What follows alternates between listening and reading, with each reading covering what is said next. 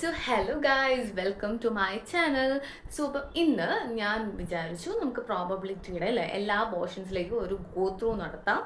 ചിലപ്പോൾ ഈ ഒരു വീഡിയോ ചിലപ്പോൾ എക്സ്റ്റെൻഡ് ആവും, ഒരു 2-3 പാർട്സ് ഒക്കെ ആയിട്ട് എക്സ്റ്റെൻഡ് ആവും. എനിവേസ്, നിങ്ങൾ എൻ്റെ കൂടെ സ്റ്റേ ചെയ്യണം, എല്ലാവരും ലൈക്കും ഷെയറും ഒക്കെ ചെയ്യണം.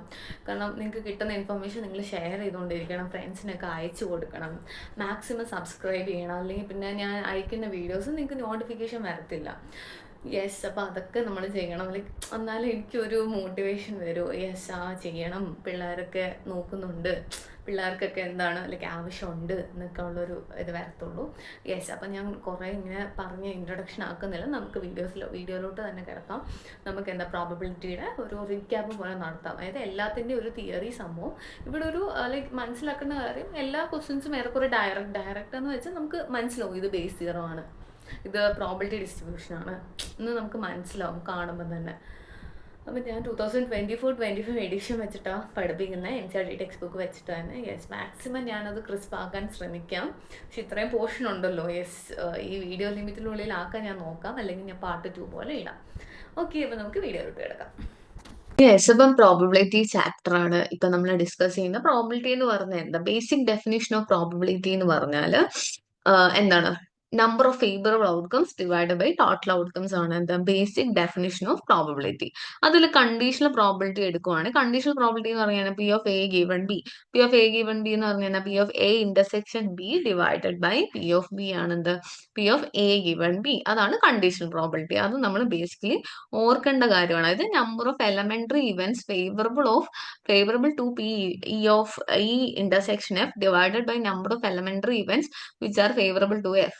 അതായത് N of E intersection F divided by N of F. Okay, അതാണ് P of E given F. അത് ഇമ്പോർട്ടന്റ് ആയിട്ടുള്ള ഫോമിലാണ്. അതിന്റെ കുറെ ഇങ്ങനെ ഭയങ്കര ചിന്തിക്കാനൊന്നുമില്ല, അതങ്ങനെ പഠിക്കുക, നമ്മളത് ബൈ ഹാർട്ട് ചെയ്ത് പഠിക്കേണ്ട സാധനം. കാരണം ഇത് വെച്ചിട്ടാണ് ഈ ഒരു ചാപ്റ്റർ മൊത്തം പോകുന്നത്. ഓക്കെ, അപ്പൊ ഇനി നമ്മൾ അടുത്ത് നോക്കുമ്പോഴത്തേക്ക് ഇതാണ് അതിന്റെ ഒരു ഡെഫിനേഷൻ. അതായത് ഇപ്പൊ ഇയും എഫും എന്ന് പറഞ്ഞ രണ്ട് ഇവന്റ്സ് ആണ് associated with same sample space of random variable. Then the conditional probability of event E given F has occurred P of E given F എന്ന് പറയാം P of E intersection F divide by P of F. അങ്ങനെ കുറച്ച് properties of എന്താ conditional probability ഉണ്ട്, അതും നിങ്ങൾ വൃത്തിക്ക് മനസ്സിലാക്കുക. ഓക്കെ, നമുക്കിനി ഒരു ക്വസ്റ്റ്യൻ ചെയ്യാം. ഇതിനകത്ത് പി ഓഫ് എ എന്ന് പറഞ്ഞ 7/13 ആണ്, പി ഓഫ് ബി എന്ന് പറഞ്ഞാൽ 9/13 ആണ്, P of E intersection B എന്ന് പറഞ്ഞാൽ 4/13. അപ്പം P of A given B എന്ന് പറഞ്ഞു കഴിഞ്ഞാൽ P of A intersection B divided by P of B. ഇത് 4/13/9/13 4/9 ആൻസർ. ഇപ്പം ഇത് നോക്കാം, അടുത്ത ക്വസ്റ്റ്യൻ. ഒരു ഫാമിലിക്ക് 2 ചിൽഡ്രൻ ഉണ്ട്. പ്രോബിലിറ്റി ദാറ്റ് ബോത്ത് ചിൽഡ്രൻ, അല്ലെങ്കിൽ 2 പിള്ളേരും ബോയ്സ് ആവാനുള്ള പ്രോബിലിറ്റി ഉണ്ട്. അപ്പൊ 2 പിള്ളേരുണ്ടെങ്കിൽ എന്തൊക്കെയായിരിക്കും പ്രോബിലിറ്റി?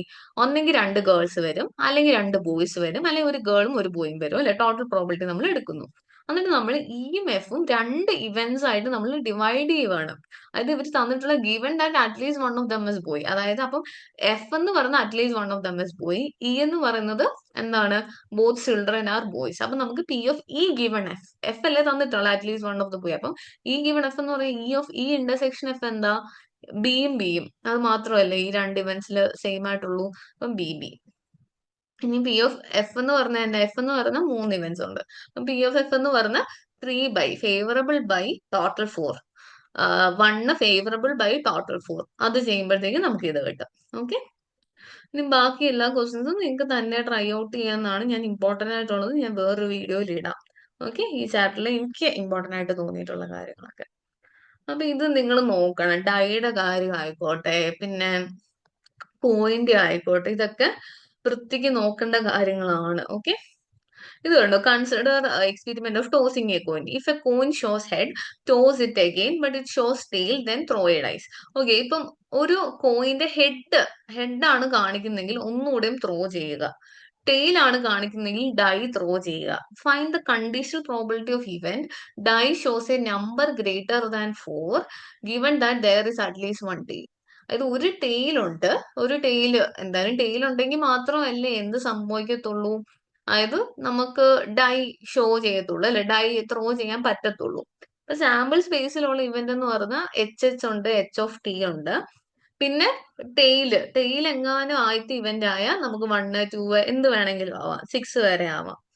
അപ്പൊ I equal to 1 2 3 4 6 probability assign to 8 elementary events ആണ് ഇവിടെ ഉള്ളത്. അപ്പൊ ഇതിന്റെ പ്രോബിലിറ്റി എന്ന് പറഞ്ഞാൽ എച്ചിന്റെ അതായത് ഈ ഒരു നമ്മുടെ ഹെഡ് കിട്ടാനുള്ള പ്രോബിലിറ്റി എന്ന് പറഞ്ഞാൽ ആദ്യം ഹെഡ് വന്നാൽ അതിന്റെ പ്രോബിലിറ്റി 1/4 പിന്നെ ഇതെന്ന് പറഞ്ഞാൽ 1/12 എന്ന് പറഞ്ഞ് വരും. ഓക്കെ, കാരണം ആദ്യം ഇതെന്ന് പറഞ്ഞാല് എന്ത് കിട്ടണം നമുക്ക്? 1/4 ഇൻറ്റു വണ്ണ് കിട്ടാൻ വേണ്ടി 1/12 ചെയ്താൽ മതി. ഓക്കെ, ആണ് 1/12 എന്ന് പറഞ്ഞ പ്രോബിലിറ്റി അസൈൻ ടു 8 എലമെന്ററി ഇവന്റ്സിന് കിട്ടാൻ സാധ്യതയുള്ള ഇതാണ് പ്രോബിലിറ്റി ആണിത്. ഇതെന്ന് പറഞ്ഞ ഹെഡ് കിട്ടാൻ എത്രയാ നമുക്ക്? 1/2 ആ വേണ്ടേ അല്ലേ? ഹെഡ് ഈ രണ്ട് പ്രോബിലിറ്റി കൊണ്ട് മൾട്ടിപ്ലൈ ചെയ്യുന്നതാണ് ഈ ഒരു എച്ചിന്റെ പ്രോബിലിറ്റി. അതായത് 1/2 ഇൻറ്റു 1/2 1/4 1/2 ഇൻറ്റു 1/2 1/4 ഇതിനകത്ത് എന്ത് വരും? 1/2 ഇൻറ്റു 1/6 എന്ന് വരും. അതുകൊണ്ടാണ് 1/12 എന്ന് വന്നത്. ഓക്കെ, അപ്പൊ ഇതാണ് ഇതിന്റെ ഇവന്റ്. അപ്പൊ എഫ് എന്ന് പറഞ്ഞാൽ ശരിക്കും എന്താ? എഫ് എന്ന് പറഞ്ഞാൽ ഒരു ടെയിൽ ഉണ്ട്, അറ്റ്ലീസ്റ്റ് 1 ടെയിൽ വരാനുള്ള പ്രോബിലിറ്റി. ഇ എന്ന് പറയുന്നത് ഇവൻ that dye shows a number greater than 4 കിട്ടുന്ന T,5 T,6 മാത്രമേ ഉള്ളൂ. അപ്പൊ പി ഓഫ് ഇ ഇന്റർസെക്ഷൻ എന്ന് പറഞ്ഞാൽ ആകെ രണ്ട് ഇവന്റ്സ് ആണ് P of E intersection F വരുന്നത്. അപ്പൊ നമുക്ക് എന്താ വേണ്ടത്? നമ്മുടെ ക്വസ്റ്റ്യൻ ഒന്നുകൂടെ നോക്കിയേ. ക്വസ്റ്റ്യൻ എന്ന് പറയുന്നത് okay, a die shows a number greater than 4 given that there is at least 1 tail. Okay, അപ്പം P of F given F എന്ന് പറയുന്നത് എന്താ ഇതില്? എഫ് എന്ന് പറഞ്ഞത് okay, P of E given F ആണ് നമുക്ക് കണ്ടുപിടിക്കേണ്ടത്. ഇ ഗിവൺ എഫ് എന്ന് പറഞ്ഞാൽ P of E intersection F divide by P of F. P of F എന്താണെന്ന് അറിയാലോ? അതായത് എല്ലാത്തിന്റെയും പ്രോബിലിറ്റി കൂടി ഇതിപ്പം ഇത്രയും ഉണ്ട്. അപ്പൊ എച്ച് കോമ ടി വരുമ്പോൾ ഞാൻ പറഞ്ഞത് 1/4, ബാക്കിയെല്ലാം 1/12 വരുമെന്ന് പറഞ്ഞ ഇതെല്ലാം കൂട്ടുക. ഈ ഇന്റർസെക്ഷൻ എഫ് എന്ന് പറയുന്നത് ഇത് രണ്ടും കൂടെ കൂട്ടുക, എന്നിട്ട് ഡിവൈഡ് ചെയ്യുക. ഇതിലും ഒരു എക്സസൈസ് ഉണ്ട്, അത് നമുക്ക് ചെയ്യാവുന്നതേ ഉള്ളൂ.